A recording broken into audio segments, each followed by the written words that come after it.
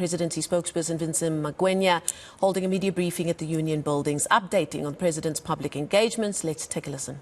Voluntary collaboration on energy access with a continuous focus on sub-Saharan Africa to ensure that the discussion on clean energy takes into account all forms of clean energy, such as clean coal technology and nuclear, to ensure affordable, reliable, and sustainable energy. This is important in the context of the existing South Africa energy mix policy.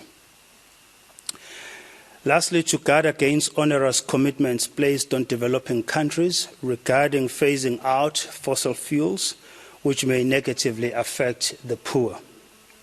During the second working session, which will focus on health, President Ramaphosa will emphasize the urgent need to strengthen the global health architecture that will respond quickly and effectively to the next pandemic. The President will call for a permanent global coordination and governance mechanism that will enable collaboration, priority setting, pooling of resources, technology transfer, and the research and development of medical countermeasures. Both the above-mentioned working sessions will take place on Tuesday, the 15th of November. For planning purposes, colleagues, you are encouraged to look out for the advisories that we will issue on the exact times the President will address the two plenary sessions. As customary, during these summits, President Ramaphosa will also hold several bilateral meetings, amongst which will include China and other key trade partners. We'll also confirm the bilateral program through the advisories that we will issue during the course of the summit. On the 18th of November, President Ramaphosa will deliver an address to the National Council of Provinces session, taking Parliament to the people, which will be held in Port Shepstone in the Ugu district of the province of KwaZulu-Natal. The President's speech will focus on building agile state capabilities to improve service delivery outcomes. The President will speak to broader systemic reforms currently underway. A key element of this endeavour is the national framework towards the implementation of professionalisation of the public sector, which was adopted by Cabinet on the 19th of October this year. The framework makes specific proposals to stabilize the political administrative interface, ensure merit-based recruitment and selection, and more effective consequence management. In this regard, all public sector legislation governing professionalization will be reviewed and, where necessary, amended to align to this framework. Just to touch briefly on the Just Energy Transition and the funding of the Just Energy Transition Investment Plan, following some of the debates that have been taking place in the country post the President's attendance of COP27. South Africa needs to contribute to the reduction of global carbon emissions if we are to limit global warming and prevent the worsening effects of climate change. South Africa's exports need to remain competitive in a global economy where goods from countries with high carbon emissions will soon attract high tariffs.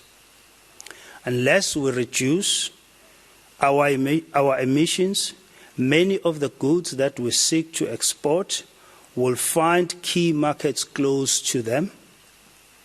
Thus, South Africa's economy will struggle to grow and create jobs. We need to access finance for infrastructure development and industrialization when more and more banks are not investing in high-emission industries. Our companies will struggle to get financing for infrastructure, factories, and other projects. Therefore, a just transition is needed to ensure that a shift to a low-carbon economy does not negatively affect workers, communities, and broader society. For example, new jobs and opportunities need to be created for workers in the old power stations that are being decommissioned and those in the coal mines that supply them. They need to be skilled and reskilled to take up positions in new industries.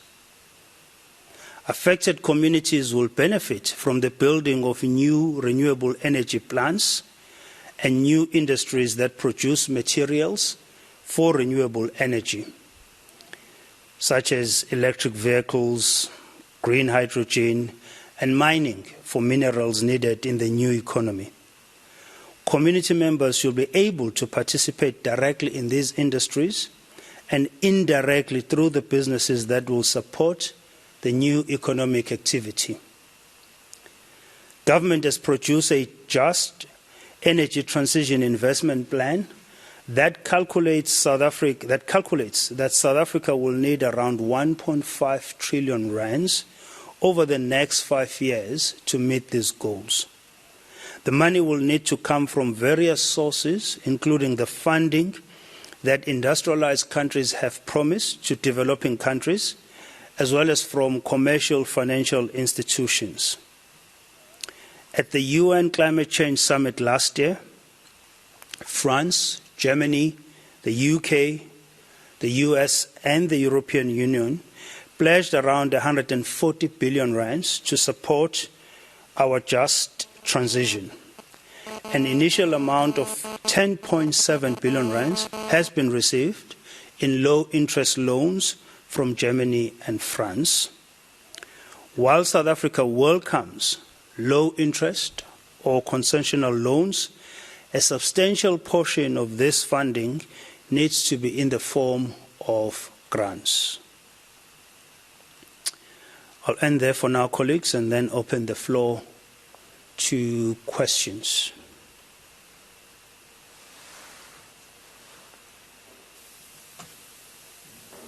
Is there a hand? Over there, yes, sir. Good afternoon, Mr. Magwenya. Thank you so much. Bongile Tumago, SABC News. With regards to the just transition, with the loan that has been granted, and of course the low interest that you're speaking about, what are the terms and conditions? Are we even going to be able to afford such in as far as paying back? And when are we supposed to pay back that money that we're being given? Thank you. Thank you. Next question. I think I saw a hand in front here. Johan, did you have your hand up?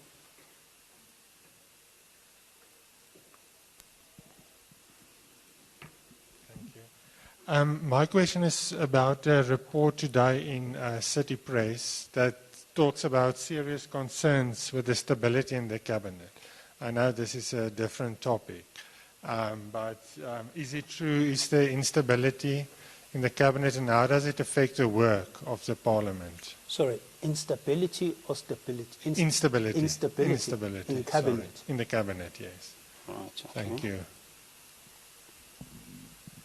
And Johan, can you just clarify, does this report, because I haven't seen it, does it specify with which members of cabinet, or no, they just say, it's a very broader general sort of... they say President Ramaphosa is, there's an onslaught because of the instability. I just want to know, how does it affect the work of Parliament, these allegations? The work of the presidency? Presidency, sorry. Okay, all right, thanks. The next question. The United States Department of Treasury sanctioned alleged members of ISIS in the country who allegedly provided financial and technical support to this terrorist group. Can we have the latest development in that matter? The government said it is working with other law enforcement agencies. Are there possible arrests?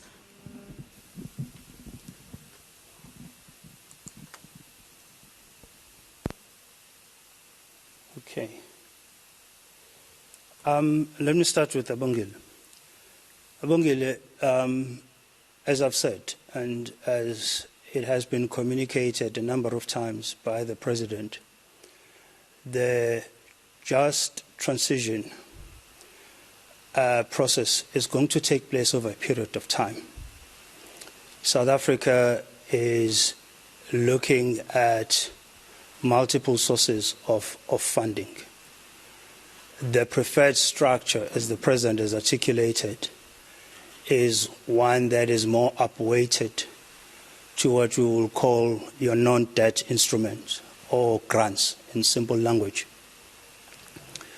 And then you will have an element of concessional loans. Now, with respect to the terms and conditions will be your sort of normal applicable terms and conditions in this regard. National Treasury can provide you with more details, but it won't be anything out of the norm, number one. Number two, with respect to affordability, yes, the country can afford to service these debts, but having said that, there's a lot of work that's being done currently to ensure that we get the right balance between debt portions of this funding versus your non-debt instruments, so to speak. That work is currently underway.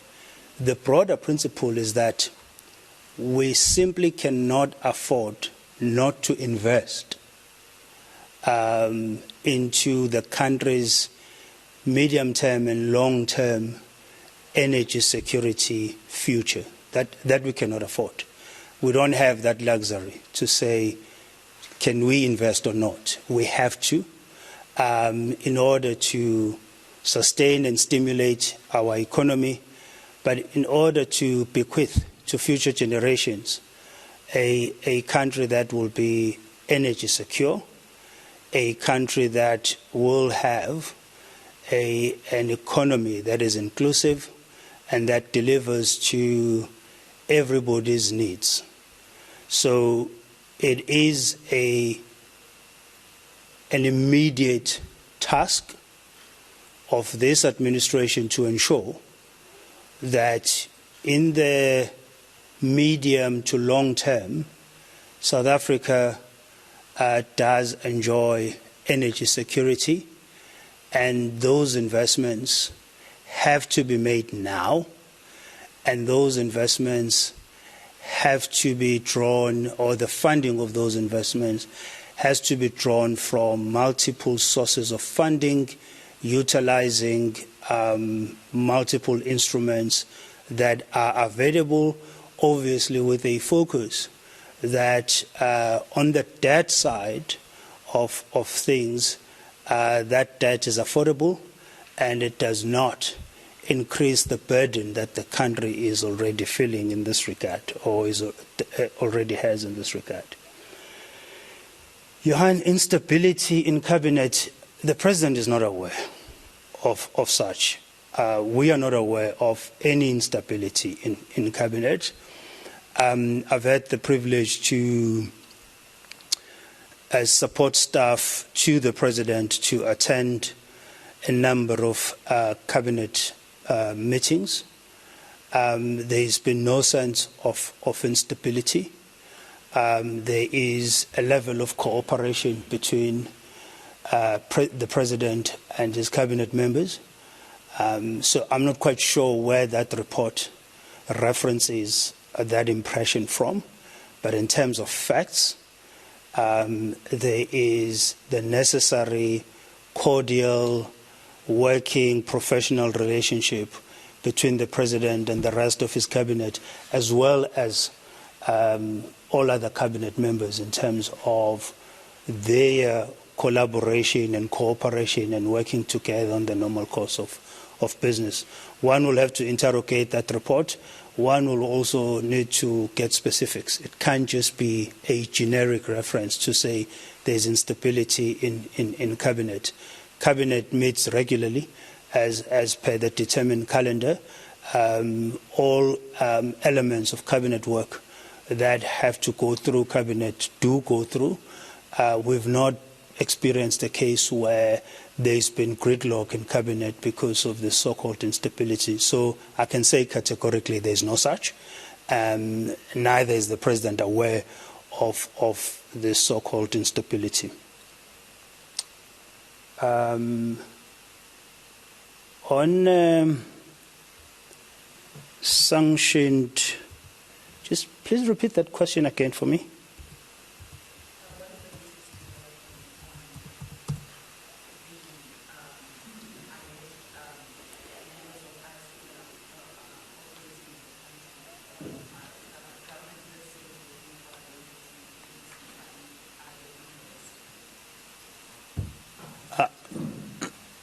So I'm not at liberty to give you the latest as you phrased your question, except to provide the following assurance that it remains the responsibility of the South African security forces to ensure that all people within our country are safe. Law enforcement agencies always monitor for any threats to our citizens, our nation, and sovereignty. The South African and the United States law enforcement agencies will continue in the normal course of their work to exchange critical information whenever necessary within the context of the bilateral relationship between the two countries and ongoing cooperation on security-related matters. Furthermore, on the announcements, on that particular announcement, on those individuals, there was nothing necessarily new from a South African law enforcement agency point of view. So there was no new information that our law enforcement agencies did not have. That must be made clear. They are on top of that situation. Okay. Takanda, do we have questions from WhatsApp so that we don't forget them? We have a few. The first is from Kulego Suela from Bloomberg. He's asking whether there will be discussions on the African Union becoming a member of the G20. Will this be agreed to at the upcoming G20 summit? And will there be South Africans involved in any discussions on the common framework for this inclusion? And what, if any, is expected to come out of those discussions? He's also asking whether, or rather, who along the president will be representing South Africa at the G20. And then we also have a question from Ellington, John Ellington of the New York Times. He's asking whether the president revealed to the NEC how much money was stolen from his Palapala farm and where the money came from. The last question I have is from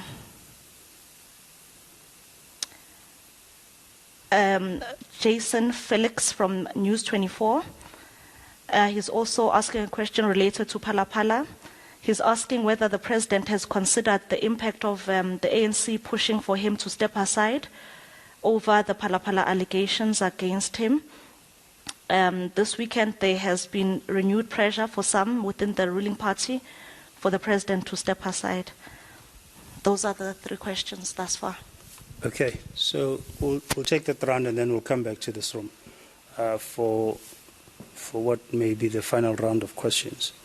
Okay, so with respect to the AU's admission into the G20, South Africa's position is going to be that South Africa supports the AU's admission into the G20.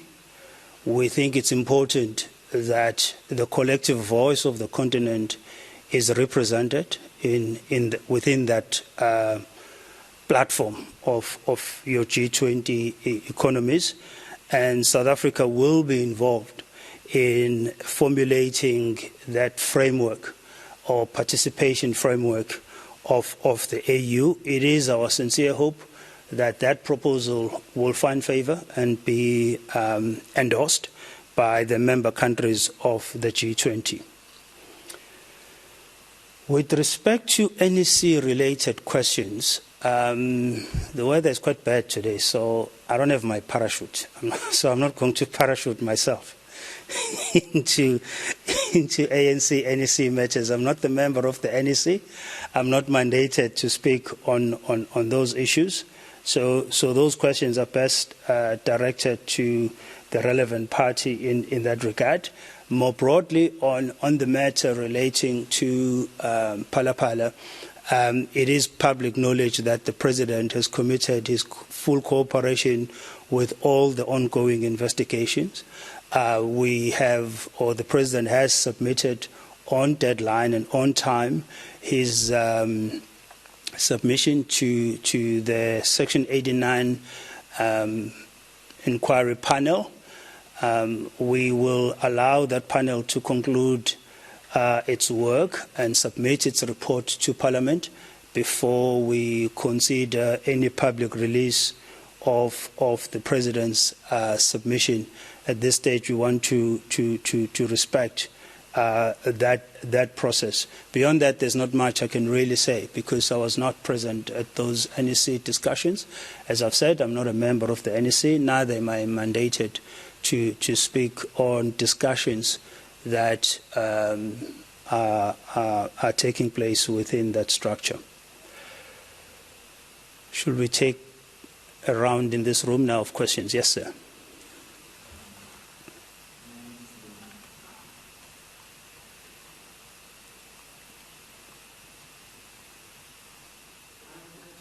Find out on the working relationship of Minister Sisulu and the President. How is it?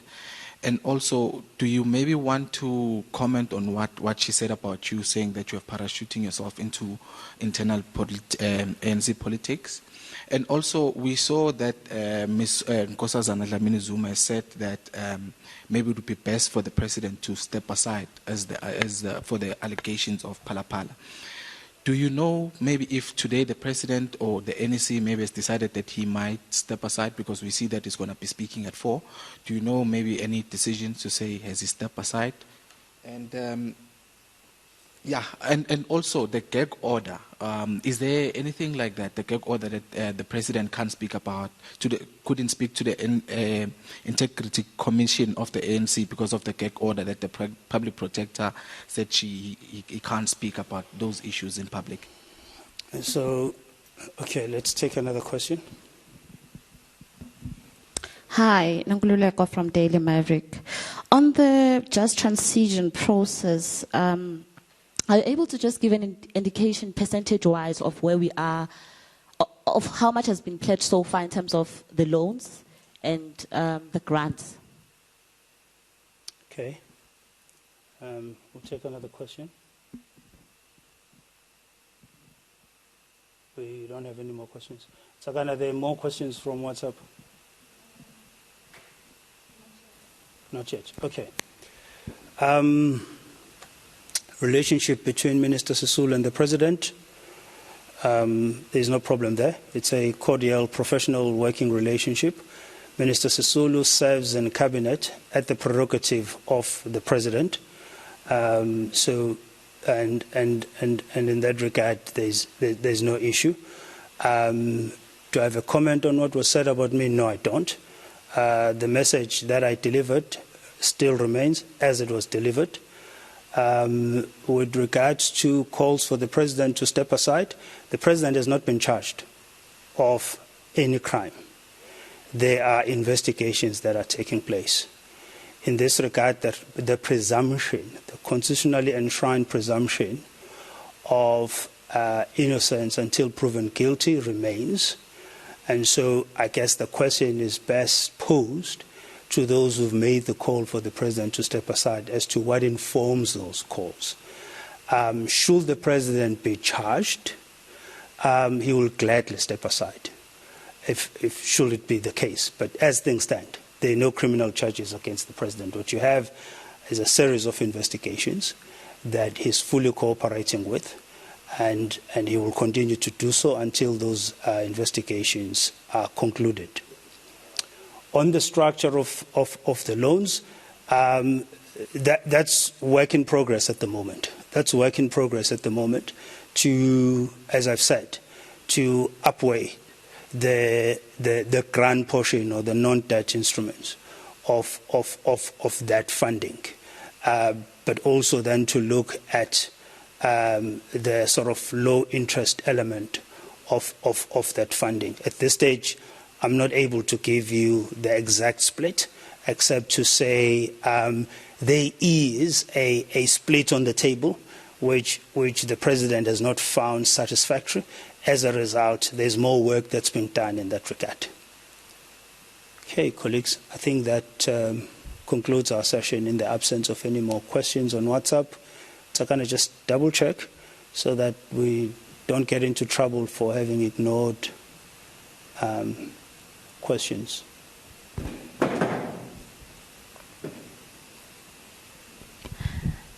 I'm just seeing one more question here that just came in. It's from Velani Luditi of the Daily Maverick. He says there's a woman by the name of Patricia Mashale who is a whistleblower and says she has a dossier on Minister Cele. She is accusing the president of protecting Minister Cele. Is the presidency aware of this woman and has she been engaged? Dossier on Minister Cele, no. We are not aware of such information. Yes, we're not aware of such information. As far as I know, nobody in the presidency has had any engagement with the person in question. So, yeah, it's a difficult one to respond to in detail, but we're not aware of such a dossier and we're not in receipt of such information. Okay, colleagues, thank you very much. That concludes our session. Thank you. Live pictures coming from Pretoria. Presidency spokesperson Vincent Magwenya holding a media briefing at the Union Buildings, updating on the President's public engagements. And also just a reminder, the President expected to make closing remarks in just over an hour's time, around 4 o'clock this afternoon, closing remarks at this weekend's gathering of the ANC NEC. We will bring that to you live as well and update you on that if those times do indeed change.